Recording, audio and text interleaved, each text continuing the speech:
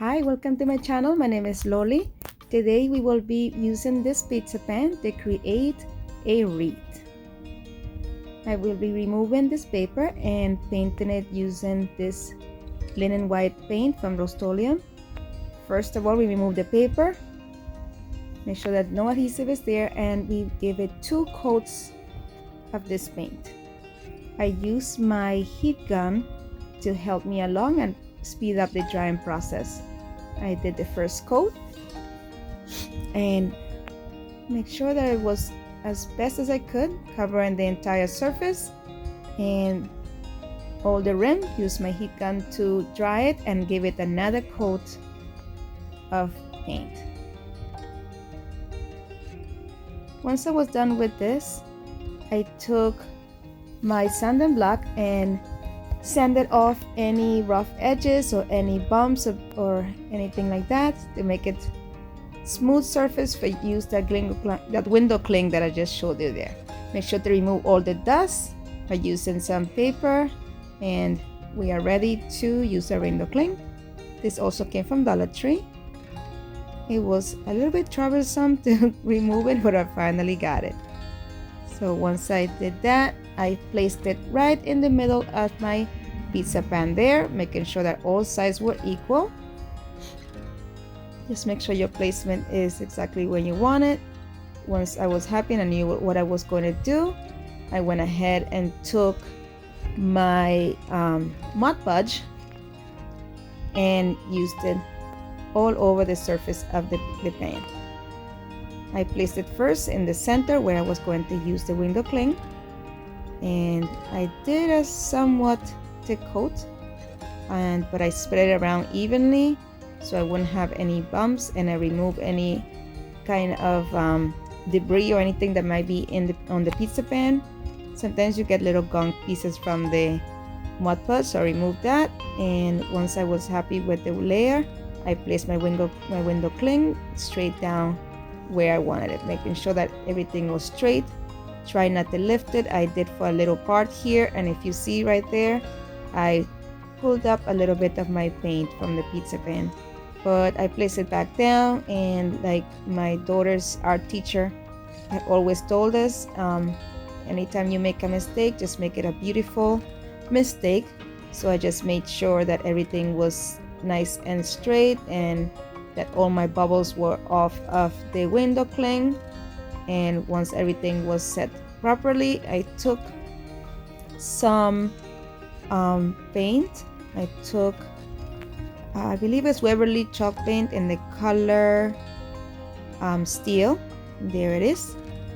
And I just put a little bit of distress spots on the pan to disguise that part there that got peeled off.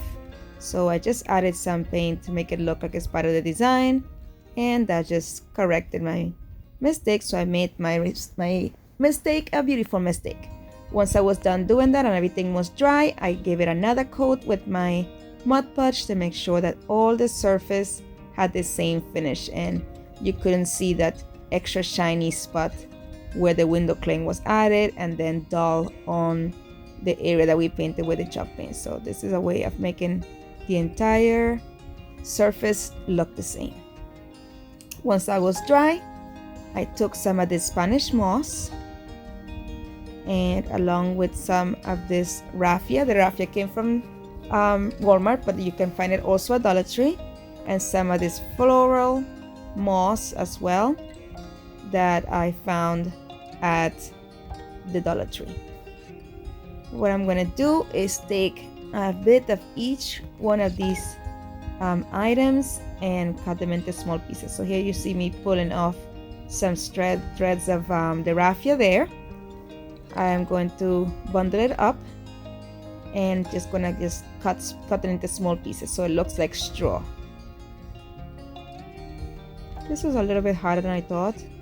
Just, get some scissors that are pretty sharp and just spread out your raffia into not so much of a bundle, but maybe like flatten it a bit so it's easier to cut it. Once I was done with that, I took my Spanish moss and I did the same thing. Bunched it up and cut it into smaller pieces.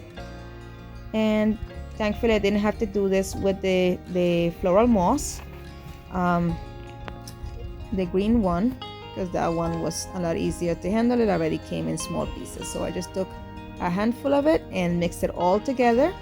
I just think that these three colors look more like fall than if we just use the moss and the straw. It's just, you know, there's a time in which the plants are dying or drying up, but you still see some green here and there, so I wanted that look. I put some hot glue all over the edges of the pizza pan and just keep adding the mixture of the mosses and straw onto the sides there. I just kept going and then shaking the pan and taking any pieces that did not glue on and just kept reapplying onto places where you can still see areas that were kind of thin. So I just kept doing that, making sure to get rid of all the loose ends there. Here you see me, you know, cleaning it off, putting it apart so I can add it to areas that were a little bit more bare. This was actually fun. This was a fun time. It was kind of messy though, but I enjoy this, and I made sure to have enough straw on top before I pat it down, because this is an easy way to get burnt. But thankfully with this project I didn't end up getting burned, at least not in this step. So again, we just keep, you know, shaking it off in between, making sure that everything is nice and neat, because you don't want this to be shredded all over the place when you're already done with the project. So just make sure that everything is glued properly. Once that part was done, I took some of these pumpkins from DollarTree. This was new to this year, and I spread it out in the position that I wanted them to fold and use some E6000 and some hot glue to stick them on. And as usual, I'm always dropping something. If you see me right there, I drop my heat gun as usual. So here you see me using the E6000. I add 2 little drops in the sides and then a blob of hot glue in the middle, just to give that extra hold, because this is a pizza pan. If you use this outdoors, the metal is going to get hot and it's going to soften up your glue and your pumpkins will be on the floor. So just make sure that you use that E6000 for extra security, so this lasts you for a long time. There I was having some trouble with the spacing. I kind of moved the pumpkins around and then I kind of did it uneven, so I had to unstick a couple ones and redo the process. So here you see me re-adding some of the pumpkins, so the spacing is a little bit closer to what I need. If there are areas that are not too flat, I suggest that you try to bring it down a little bit. Try to flatten the area before you try to glue your pumpkins in there. And this is what I was finished with. And now I'm going to be adding these leaves. These leaves were also from this year from DollarTree, and I got it in 2 colors. The orange one and this one that is kind of pinkish and white, like off-white. So I took the leaves and cut them individually, and I use one of each color as a bundle. I'll just place them one slightly on top of the other and glue them down to my wreath. And then as I did that, I added some of the mixture that I had left over of the moss and the straw and all of that onto the junction spot where the glue sat in between the leaves there, in order to first be able to put pressure on it and also to cover that plastic looking stem that the leaves ended up with. That way everything blends in appropriately and everything looks nice and cohesive. So I just kept doing that, and here you see me taking some more of the leaves on there.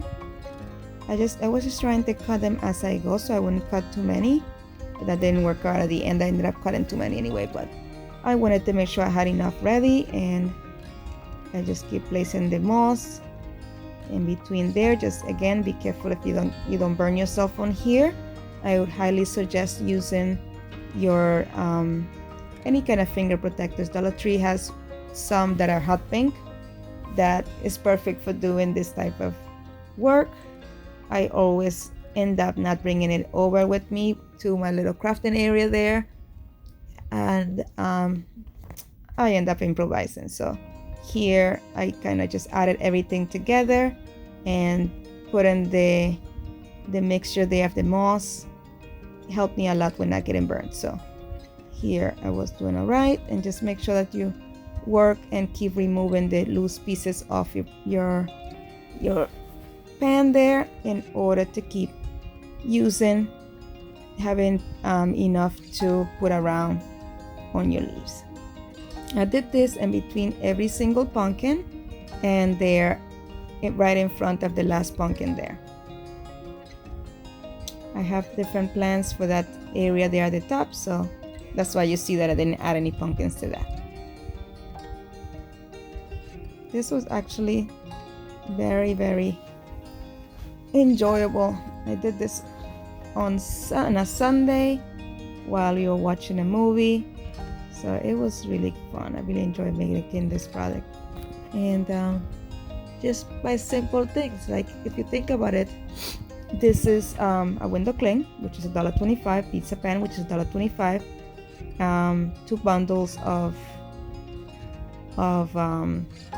the leaves there, $1.25 each, so you got $5, and then the moss, so you can get this wreath for under $10.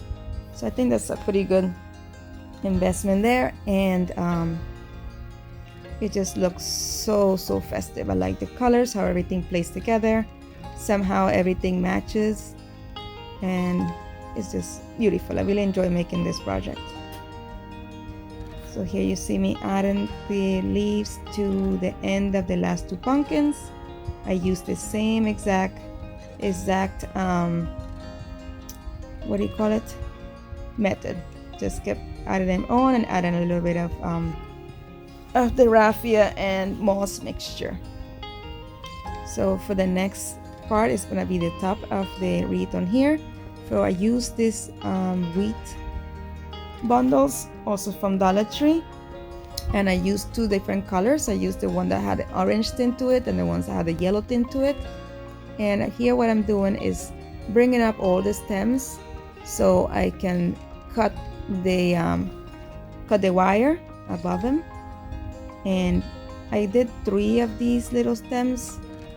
I cut off 3 sprigs of the stems there, and I did that for both colors. I wanted to mix them up in between those 3 colors, just to give it a little more variation.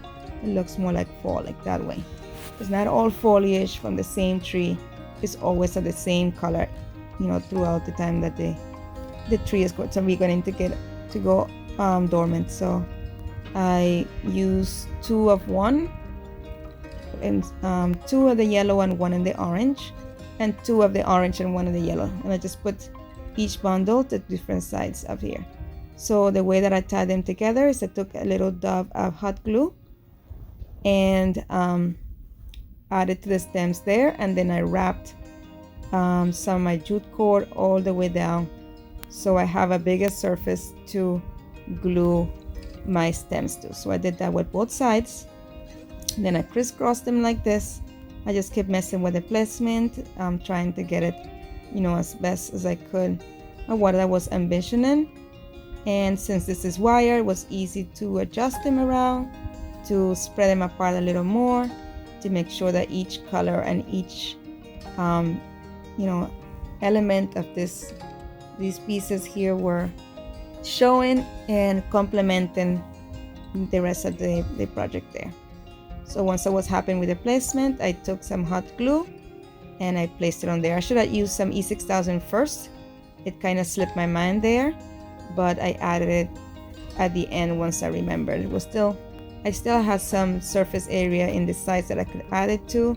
So I just took my E6000 once the hot glue had dried, and I placed some E6000 in the sides there, trying to get some glue to the bottom and give that a little bit more support. Once that was complete and dry, I took some of this burlap ribbon from the DollarTree, I actually got this last year during fall time.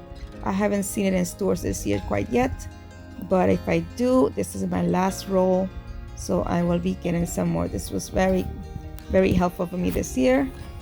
And here I'm making a bow, just looping the ribbon there into 2 different sections, and then just cinching the middle. So here I'm giving it a bigger loop, 2 loops on there that they just fall on top of each other, and cinch in the middle just to create another bow right there, a 2-tier bow. So once I was happy with the length, I went ahead and I cut the ribbon off, and I took some of my jute cord and tied it together. As you can see, it gave me a little bit of a hard time there, so eventually I got it. Again, just make sure that your scissors are sharp and you should be good to go. So here comes my little ball of twine as usual, and I took some of that jute cord and just tied it right in the middle and squeeze it nice and tight. Give it a nice double knot, making sure that all the sides were fall in the place I wanted and that both sides were equal. So once I was happy with that, I double knotted it and cut off the excess of twine. Once you're done, you can fluff up your bow, and we are good with that one.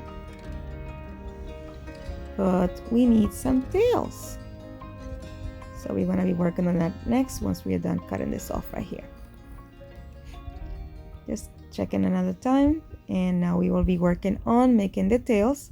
I just took another piece of the raffia, not raffia, I'm sorry, of the burlap ribbon there, and I am trying to make it lay straight, so I am raveling it opposite for what it actually wants to curl up, just to make it not curl up anymore, and it can actually flow down on the wreath. So once I was happy with the length, I cut up that piece on there, and we are going to make sure that that is still the length that we needed.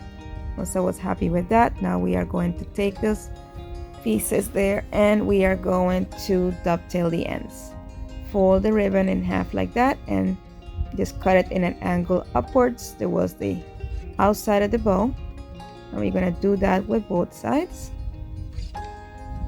Just make sure that it is at the depth that you like it, and here we are, we're happy with that. So I went over and I folded my bow again. The more you spread it out, the more spread out your wings will be. So what I did here, I had a spot there that was just kept falling off. One of the little it just kept fraying for some reason on that spot, and I was just hell-bent on having it not be frayed, but eventually let it go. So this part is me fighting with the bow. So here I'm spreading it out because I do want them to lay apart so it doesn't cover the hello word. So I just spread it, wide enough so it doesn't cover that, and then put a blob of hot glue on there and place it down. Just be careful here because the hot glue will seep through the holes of the burlap and burn you. So I just use my scissors to avoid that from happening, and now we're gonna glue a bow right on top of that as well.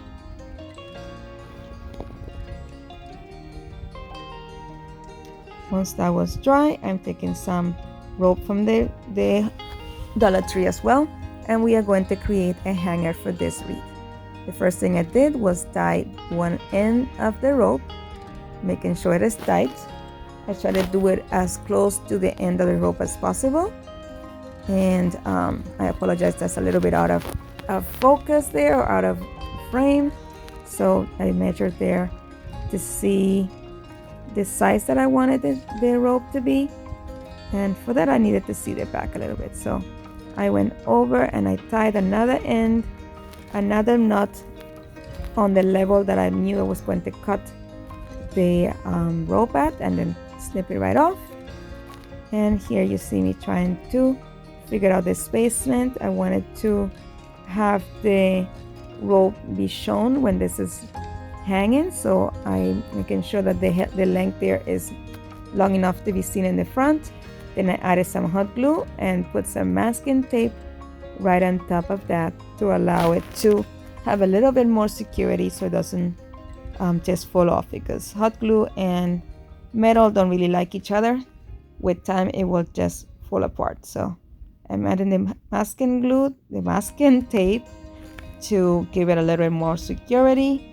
And I didn't want to use the E6000 just yet here because I wasn't sure whether or not I had to rip the hanger or not. So I will add some to the back later on. I'm adding some more hot glue here to give it a little bit more security. I wanted it to seep out from underneath the tape, and I am happy with it. So that's what I did, and here is where I am so far. I'm going to be adding some more to this wreath. I just want to add different texture and different colors onto it, so I wanted to have smaller pumpkins along as well. This is a 4-pack that comes from the Dollar Tree as well. This one comes with a wire in the end there. I just span the wires around and then pulled it out at the bottom just to loosen it up. That's why I'm spinning it. It's just trying to avoid it from, breaking in the bottom. That happened with one of them, but not all. So you're just removing the piece of the ribbon right there. Once I was done, I am going to be adding these two where both of the leaves unite. So I just added some glue right there in that area and glued it down. I just use hot glue for this part because they are so small. They're not as heavy as the other pumpkins, so the hot glue will do for this. And I just added it to every junction place where the two leaves, join together.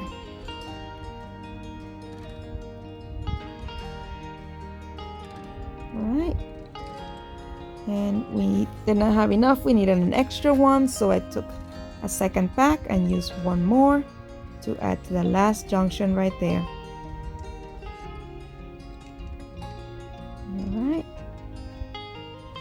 so far I was happy where we were. We just needed something to finish it off, so I took one of these flowers from this bouquet that came from the Dollar Tree as well, and I added a little bit of greenery. You don't really see it at the end. I just thought they will be more noticeable, but it is not. The flower ends up covering it, but that's all right. So what I did is I removed the plastic piece from the bottom of the leaf right there, put some hot glue on it, and placed it down. Once that was nice and dry, I added the flower in the middle right there, and there we are. And right here is the completed product, and I really love this wreath. I am going to put it for sale, but I really love it though. I did create another wreath, which I'll be posting shortly. So I hope you enjoy this one. This might be my favorite wreath so far, or maybe the other one that I made. I don't know. Once I post that, please let me know which one is your favorite. And as always, thank you for spending time with me. Thank you for your time. Have a great day and stay blessed. Bye.